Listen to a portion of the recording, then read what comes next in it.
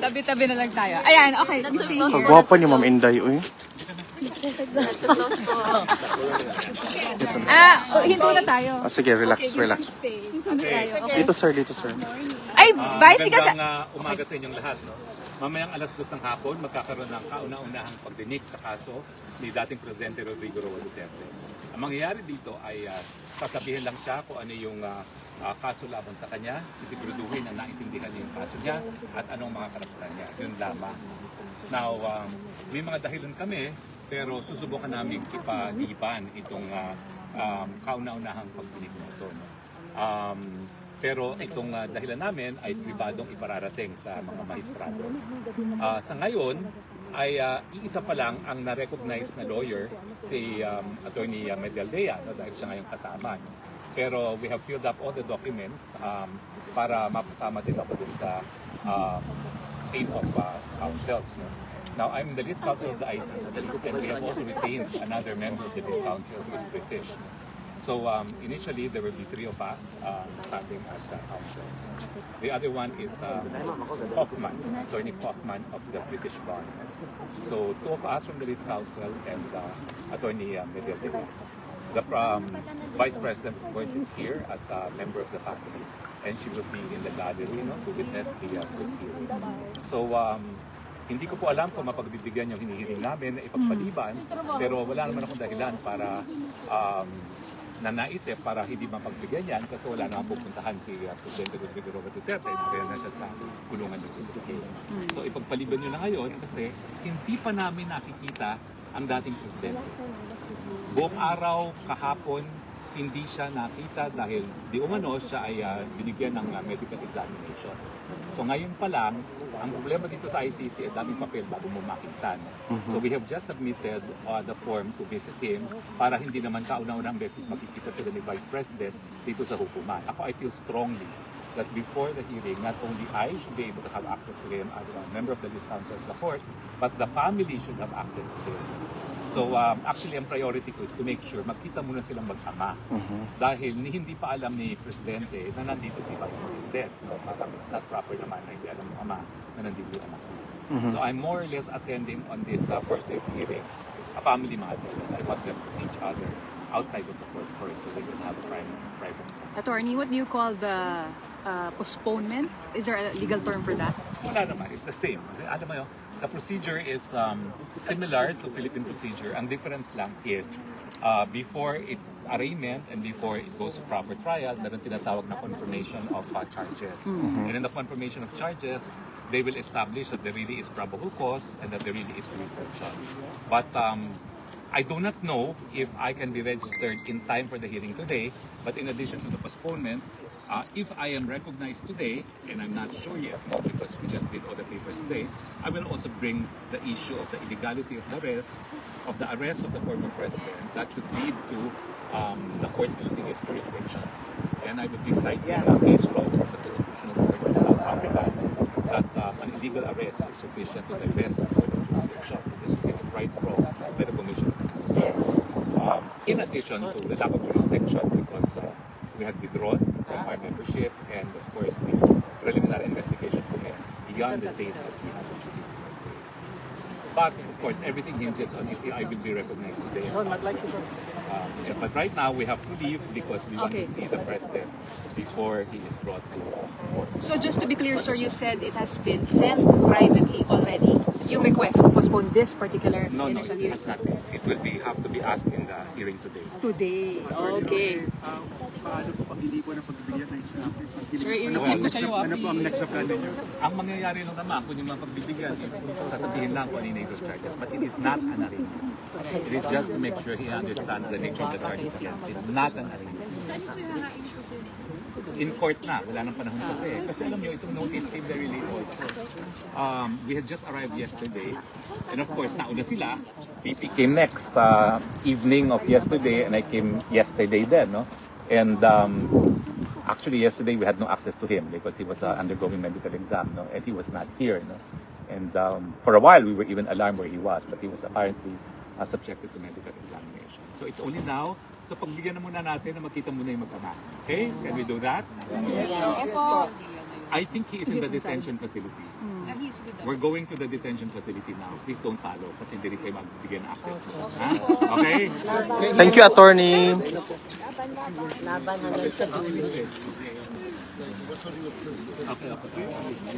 Yeah, I'm just the vice president I'm sorry. of former President Rodrigo Duterte. We will be attending the hearing. There's only been one lawyer recognized, who was Attorney Megadea, who was the lawyer who flew with him to the case.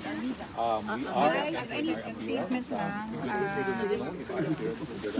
Any statement lang po since you haven't seen your father since you arrived pala? Is that true? As I announced earlier, we did a Q&A later. We would like to Hindi po kayo kasama. Magpa-register Okay. Q&A. Meron pong bag tayo, ma'am. JC will give you details. Okay, I promise you. We just need to do the paperwork that everyone from the side is asking. Ingat po, ma'am. Thank you po. Thank you. Thank you po. Thank you po, VP. Ma'am, VP. Ma'am, laban na gid, ma'am. Basta gwapa lang gid ta ni, ma'am. Okay. Basta Pilipina, gwapa gid ka, ma'am. Basta ikaw. SMNI, pakisabi ito. Sasabi ako pa.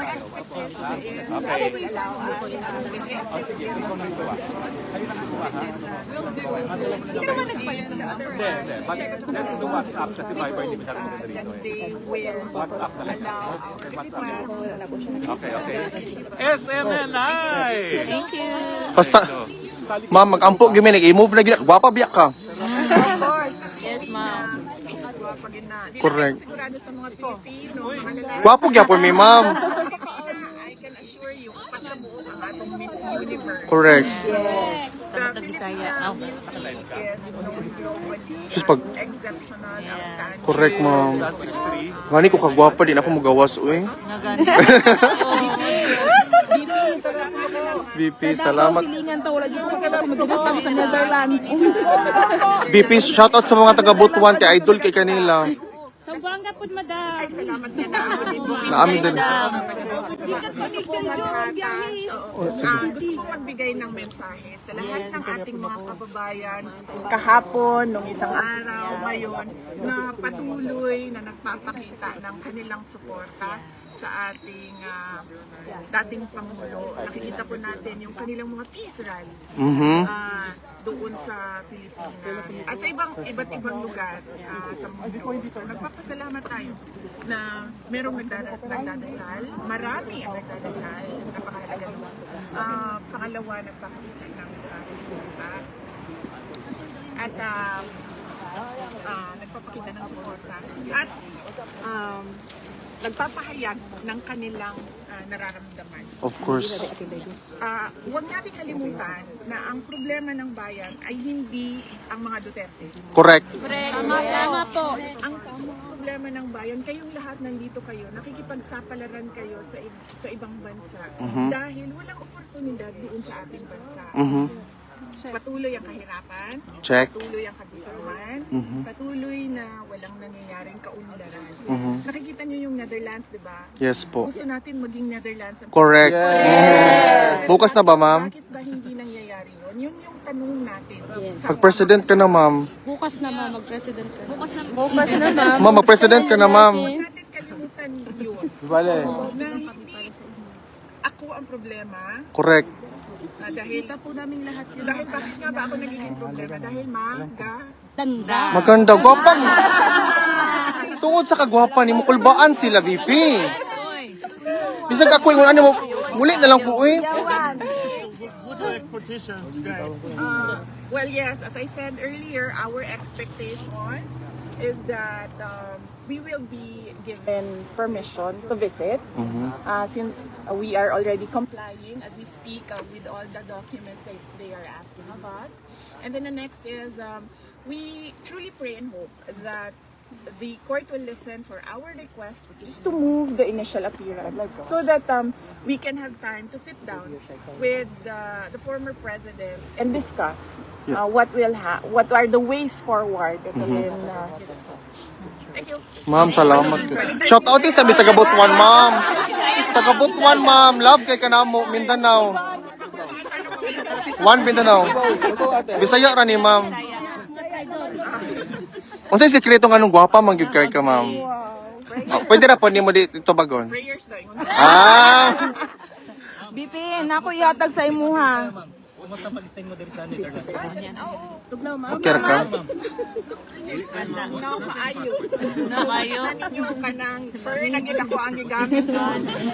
Kay para mabulbabong ang panuhot. Yes. Panuhot. Kami haplas dito kung kinahanglan nimo. Ah, okay, perfect. Ako ang amiga gikan na London ang giyahain taong gidala kay efficacy and oil lang. Mura gid niya ako ang matabang sa imo. Wala ko kibalo kung hantod ka na sa amin. Welcome ka sa balay, ma'am. Okay ra gid ayun. Yes, may problema. Pagkain, may problema. Ang mga Hazel's Kusina dira.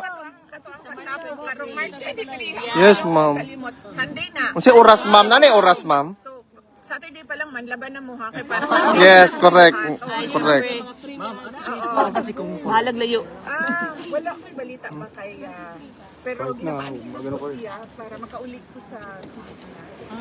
Oh. Ma'am, kumusta na po kayo? Nakapagpahinga na po kayo? Katulog ka, ma'am. Jet lag pa ka, ma'am? Okay lang. Wala. Para nimo, ma'am, irrelevant na ng trabaho. Tumakas Para sa imo. Para kang former president sa imong papa, of course. Ah, mangita na puglain, ma'am. Bahala na. Wala pa. Paniguraduhon na naamoy trabaho pag uli ninyo. Yes, ma'am. Ang inyong mga pamilya sa Pilipinas. Yes, ma'am. Ang sa inyong Correct, ma'am. mga anak. Once in a lifetime ra gyud mo. Mga breadwinner ba mo tanan? Yes, ma'am. Relax sa mi karon, ma'am, basta ikaw. Nagkaon na ka, Bibi? Wala pa, ma'am. Sabi mi sandwich dito, ma'am. Oh. Oh. Sandwich kami galing Paris. Ang sandwich kay tibok adlaw biya ka din. Correct, correct. Panigurado ninyo. Thank you, ma'am. Ma'am, pwede maghatag sa mga alis. From Lords. From Palit na Lords. ko from Lords. Ma'am, pwede ka bigay sa'yo from Paris? They're from Paris. Yeah. Grabe ka. Kabiyahe og 16 hours, 8 hours. 8 hours, ma'am. 8 hours. Bisan pag 24 hours, basta makita lang yung ko na mo. Walay problema, ma'am. Walang reply, sir. Wala pa reply, sir. Wala pa. walang response from the email. Yes. Casual, yes, casual is very good. Yes, ma'am. VP, salamat kay VP, ha. Stay strong, lagi ka, VP. Bigay pa. Pray for, para pang Stop ko pray na. kay regalo. Ayaw na mong gasto para sa ako. Okay. Wala, uy. Kahambol ka sa tong VP, uy. Hello. VP, ayaw may kalimtiha pag presidente na ka. Let's go for guys. We always. Yeah. Yeah. Ampo, gi ka na mo, permi. Dadalhin ko na si VP kay Lagi kay first kasi vice president. Regards pa siya mo, Papa, VP. We love you.